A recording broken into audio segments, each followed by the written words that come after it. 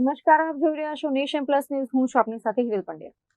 વડોદરા જિલ્લામાં સ્થાનિક સ્વરાજની ચૂંટણી માટે આતુરતાનો અંત આવ્યો છે.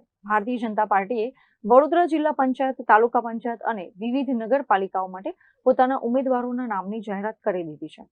આ યાદીમાં અનેક નવા ચહેરાઓને સ્થાન મળ્યું છે. વડોદરામાં ચૂંટણીના રણશિંગા ફૂંકાઈ ચૂક્યા છે. ભાજપે જિલ્લા પંચાયતની 34 બેઠકો માટે પોતાના મજબૂત ઉમેદવારોના નામ જાહેર કરી દીધા છે.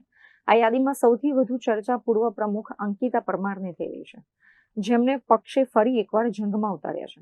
આ ઉપરાંત જિલ્લાની તમામ તાલુકા પંચાયતોની કુલ 168 બેઠકો માટે પણ ઉમેદવારો નક્કી કરી દેવામાં આવ્યા છે. નગરપાલિકાઓની વાત કરીએ તો ડભોઈ નગરપાલિકામાં 32, પાદરામાં 28, જ્યારે સાવલી અને વાઘોડિયા નગરપાલિકામાં 24 ઉમેદવારોના નામની જાહેરાત કરવામાં આવી છે. ટિકિટ મેળવનારા ઉમેદવારોના નિવાસસ્થાને અને કાર્યાલયો પર અત્યારે ફટાકડા ફોડીને વિજયના વિશ્વાસ સાથે ઉજવણી કરવામાં આવી રહી છે. ભાજપ દ્વારા શિસ્ત અને કામગીરીના આધારે ઉમેદવારોની પસંદગી કરવામાં આવી હોવાનું મનાય છે.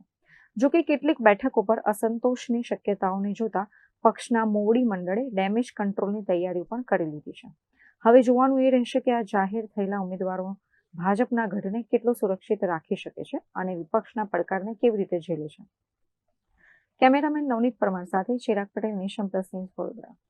સમાચારોનો સતત અપડેટ મેળવવા માટે અમારી નેશન પ્લસ ન્યૂઝની યુટ્યુબ ચેનલને સબસ્ક્રાઇબ કરો, બેલ આઇકન દબાવો અને જોડાયેલા રહો ફેસબુક, ઇન્સ્ટાગ્રામ અને ટ્વિટર પર.